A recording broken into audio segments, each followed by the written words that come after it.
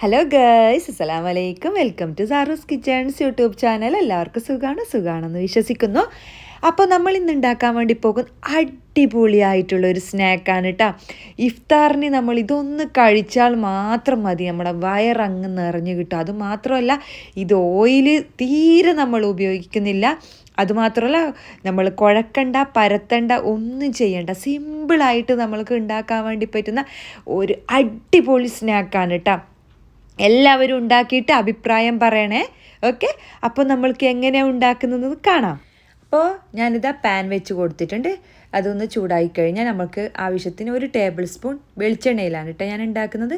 വെളിച്ചെണ്ണ ഒഴിച്ച് കൊടുത്തിട്ട് അതൊന്ന് ചൂടായി കഴിഞ്ഞാൽ ഞാൻ 2 സവാള ചെറിയ രീതിയിൽ കൊത്തിയരിഞ്ഞതാണ് കേട്ടോ, അതിട്ട് കൊടുക്കാം. ഓക്കെ, എന്നിട്ട് നല്ല പോലെ ഇത് വഴറ്റിയെടുക്കാനുണ്ട് കേട്ടോ. നല്ല പോലെ വഴറ്റിയെടുക്കുക. ആവശ്യത്തിന് ഉപ്പിട്ട് കൊടുക്കുക കേട്ടോ. ഉപ്പിട്ട് കൊടുത്തു കഴിഞ്ഞാൽ നമുക്ക് നല്ല പോലെ പെട്ടെന്ന് തന്നെ നമ്മളെ സവാള വഴന്ന് കിട്ടും. ഏകദേശം ഇത് നമ്മളെ സവാള ഇതാ റെഡിയായി കഴിഞ്ഞിട്ടുണ്ട്. അധികം ഒന്നും ആവാൻ നിൽക്കണ്ട കേട്ടോ, ജസ്റ്റ് ഒന്ന് ആയിക്കഴിഞ്ഞാൽ മാത്രം മതി കേട്ടോ. കൂടുതൽ ഡ്രൈ ആയിട്ട് സവാള ആവുമൊന്നും വേണ്ട.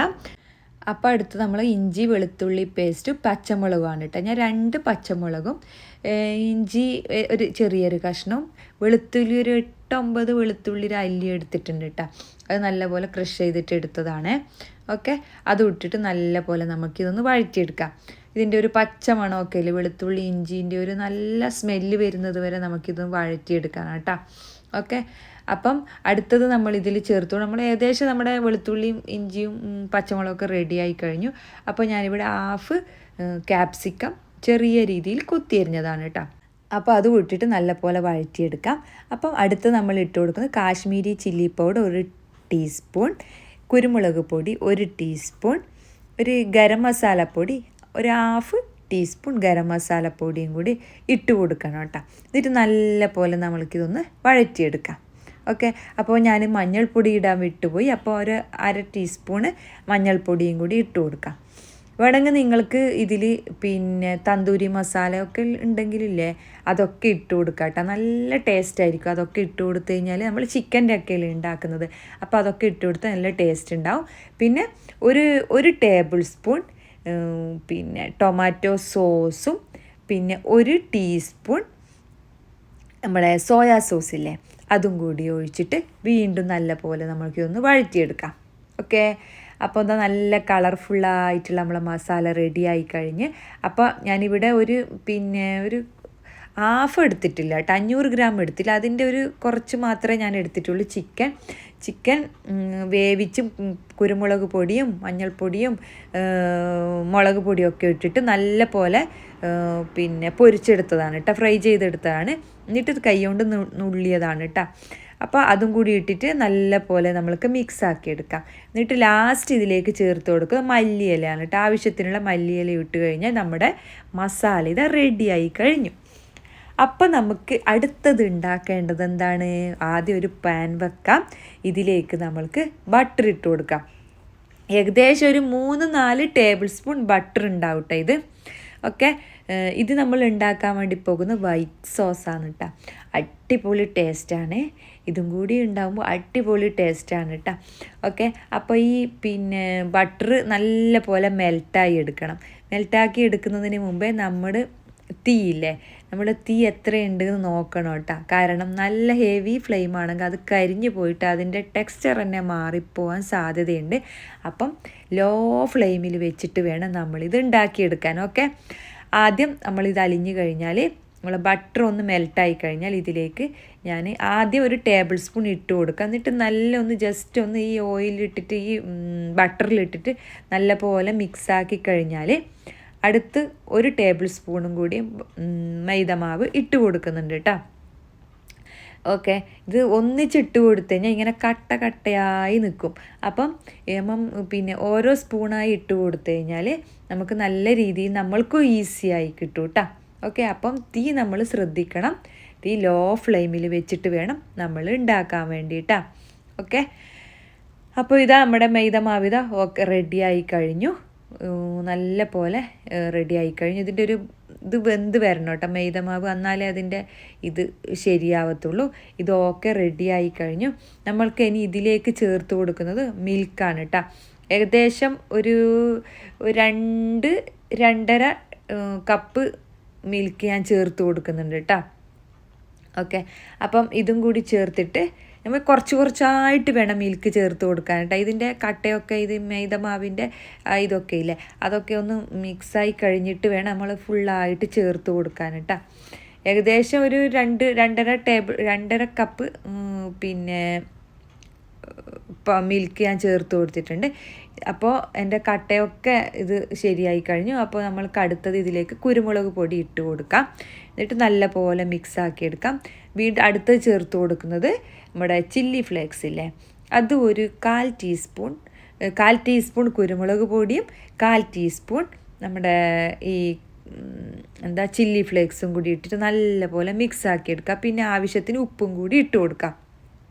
ഓക്കെ, ആവശ്യത്തിന് ഉപ്പും കൂടി ഇട്ടിട്ട് വീണ്ടും നല്ലപോലെ മിക്സാക്കി എടുക്കാം. പിന്നെ നല്ല ടേസ്റ്റാണ് കേട്ടോ. ഇതും കൂടി ഉണ്ടാകുമ്പോൾ ഭയങ്കര ടേസ്റ്റാണ്. പിന്നെ ഒറിഗാനോയും കൂടി ചേർത്ത് കൊടുക്കാം. എന്നിട്ട് നല്ലപോലെ നമ്മൾക്ക് ഇത് നല്ല തിക്കായിട്ടുള്ളൊരു പേസ്റ്റായി കിട്ടാനുണ്ട്. അതുവരെ നമ്മൾക്കിതൊന്ന് ഇളക്കിക്കൊണ്ടിരിക്കണം. കൂടുതൽ തിക്കാവൊന്നും വേണ്ട, കാരണം ജസ്റ്റ് ഒന്ന് തിക്കായി കഴിഞ്ഞാൽ തന്നെ നമ്മളിന്ന് അടുപ്പിൽ നിന്ന് മാറ്റി വെച്ച് കഴിഞ്ഞാൽ തന്നെ അത് തിക്കായിക്കോളൂ കേട്ടോ. തണിയുമ്പോൾ അത് തിക്കായി വരും കേട്ടോ. ഓക്കെ, അപ്പോൾ ഇത് ഏകദേശം നമ്മുടെ വൈറ്റ് സോസ് ഇത് റെഡി ആയി കഴിഞ്ഞു. കാണാൻ നല്ല മൊഞ്ചില്ലേ. അപ്പോൾ ഇതിലേക്ക് അടുത്തതൊരു ഒന്നും കൂടി ഞാൻ ചേർത്ത് കൊടുക്കുന്നുണ്ട് കേട്ടോ. കൂടുതൽ ടേസ്റ്റ് കിട്ടാൻ വേണ്ടി ഞാൻ ഒരു ഐറ്റം കൂടി ചേർത്ത് കൊടുക്കുന്നത് എന്താണെന്നറിയോ? അതാണ് ചീസ്. ഒന്നുകിൽ മോസറല്ല ചീസ് നിങ്ങൾക്ക് ഇട്ട് കൊടുക്കാം, അല്ലെങ്കിൽ ഇതുപോലെയുള്ള ഷീറ്റ് നിങ്ങൾക്ക് ഇട്ട് കൊടുക്കാം. ഇതും കൂടി ചേർക്കുമ്പോൾ നമ്മളുടെ വൈറ്റ് സോസിന് പ്രത്യേക ഒരു ടേസ്റ്റാണ് കേട്ടോ. ഇതിട്ടിട്ട് നമ്മൾ ഉണ്ടാക്കുന്ന സ്നാക്ക് അടിപൊളി ടേസ്റ്റാണ്. എല്ലാവരും ഉണ്ടാക്കി നോക്കണേ. ഇന്ന് തന്നെ ഇഫ്താറിന് ഇത് ഉണ്ടാക്കി നോക്കിട്ടാ. ഇന്നത്തെ ഇഫ്താർ ഇതായിക്കോട്ടെ കേട്ടോ. അപ്പോൾ ഇത് നമ്മളെ വൈറ്റ് സോസ് ഇത് റെഡിയായി കഴിഞ്ഞു. അപ്പോൾ നമുക്ക് സ്നാക്ക് ഉണ്ടാക്കണ്ടേ. ആദ്യം ഞാനിതാ ബണ്ണ് എടുത്തിട്ടുണ്ട് കേട്ടോ.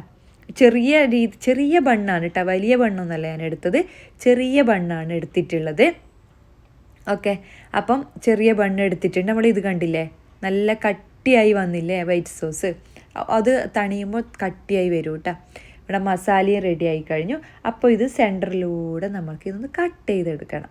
ഓക്കെ, ആദ്യം ബണ്ണൊന്ന് സെൻറ്ററിലൂടെ കട്ട് ചെയ്തെടുത്തിട്ട് അടിഭാഗം നമുക്ക് അങ്ങോട്ട് മാറ്റി വെച്ചിട്ട് മുകൾ ഭാഗത്ത് ക്രോസ് എന്ന് പറഞ്ഞാൽ നമ്മളെ പ്ലസ് ചെയ്യുന്നത് പോലെ നമുക്ക് ഇതിട്ട് കൊടുക്കണം, പ്ലസ് ഇട്ട് കൊടുക്കണം. കാരണം ഇതിനകത്തേക്ക് നമുക്കൊരു ഫില്ലിങ് വെച്ച് കൊടുക്കാനുണ്ട് ഗായ്സ്. ഓക്കെ, അതും കൂടി വെക്കുമ്പോഴാണ് കൂടുതൽ മൊഞ്ചായി കിട്ടുക നമ്മുടെ സ്നാക്ക്. ഓക്കെ, ഇതുപോലെ നമുക്ക് പ്ലസ് പോലെ ഇട്ട് കൊടുക്കാം. അപ്പോൾ ഇത് റെഡിയായില്ലേ. അപ്പോൾ ഇതിൻ്റെ അകത്തേക്ക് ആദ്യം നമ്മൾ വൈറ്റ് സോസിൻ്റെ കുറച്ച് 1 ടേബിൾ സ്പൂണ് വരെ നമുക്ക് ഇതൊന്ന് ഇതിൽ സ്പ്രെഡ് ചെയ്ത് കൊടുക്കാം. ഓക്കെ, അപ്പം വൈറ്റ് സോസിന് ഇത് സ്പ്രെഡ് ചെയ്ത് കൊടുത്തു കഴിഞ്ഞാൽ അടുത്തത് നമ്മൾ മസാല 1 ടേബിൾ സ്പൂണ് ഇട്ട് കൊടുക്കാം. എന്നിട്ട് നല്ല പോലെ അത് നിരത്തി കൊടുക്കാം. അത് നല്ല പോലെ ബ്രെഡിലല്ല ബണ്ണിൽ നിരത്തി വെച്ചിട്ട് അപ്പോൾ വീണ്ടും അതിൻ്റെ മുകളിലേക്ക് 1 ടീസ്പൂണോളം വൈറ്റ് സോസില്ലേ നമ്മൾ ഉണ്ടാക്കിയ അത് അതിൻ്റെ മുകളിൽ നിരത്തി കൊടുക്കുക കേട്ടോ. അങ്ങനെ നിരത്തി കൊടുത്തു കഴിഞ്ഞാൽ നമ്മുടെ ബണ്ണ് അവിടെ അടങ്ങി നിന്നോളൂ. അതിൻ്റെ മുകൾ ഭാഗം അവിടെ വെച്ച് കഴിഞ്ഞാൽ അങ്ങോട്ടും പോകൂല ഇങ്ങോട്ടും പോകൂല എന്നുള്ള രീതിയിൽ ചലിക്കാതെ അവിടെ തന്നെ നിന്നോളൂ കേട്ടോ. അപ്പോൾ ഇതാ നമ്മുടെ ഒരു സ്നാക്കിൻ്റെ പകുതി ഘട്ടം കഴിഞ്ഞു ഗായ്സ്. അപ്പോൾ നമുക്ക് മൊത്തത്തിൽ ഇതൊന്ന് ഉണ്ടാക്കിയെടുക്കാം കേട്ടോ. ഏകദേശം ഒരു 5-6 സ്നാക്ക് ഞാനിവിടെ ഇത് ഉണ്ടാക്കുന്നുണ്ട് കേട്ടോ ബണ്ണിൻ്റെ. ഓക്കെ, അപ്പം ബാക്കിയൊക്കെ ഞാൻ ഉണ്ടാക്കിയെടുക്കട്ടെ. നിങ്ങൾക്കിത് പഠിച്ചല്ലോ ഇതെങ്ങനെ ഉണ്ടാക്കേണ്ടതെന്ന്. അപ്പം അടുത്തത് നമ്മൾ പിന്നെ മൊസറല്ല ചീസ് ഞാൻ എടുത്തിട്ടുണ്ട് കുറച്ച്. പിന്നെ ഇതിൻ്റെ മുകൾ ഭാഗം നമ്മൾ നേരത്തെ പ്ലസ് ഇട്ട് വെച്ചിട്ടില്ലേ, ആ മുകൾ ഭാഗം പ്ലസ് ഇട്ട് വെച്ച സ്ഥലത്ത് നമ്മൾ ചീസ് കൊണ്ട് അലങ്കരിക്കും. അപ്പം അതിന് കൂടുതൽ കാണാനും മൊഞ്ചായിരിക്കും, കഴിക്കാനും ടേസ്റ്റി ആയിരിക്കും കേട്ടോ.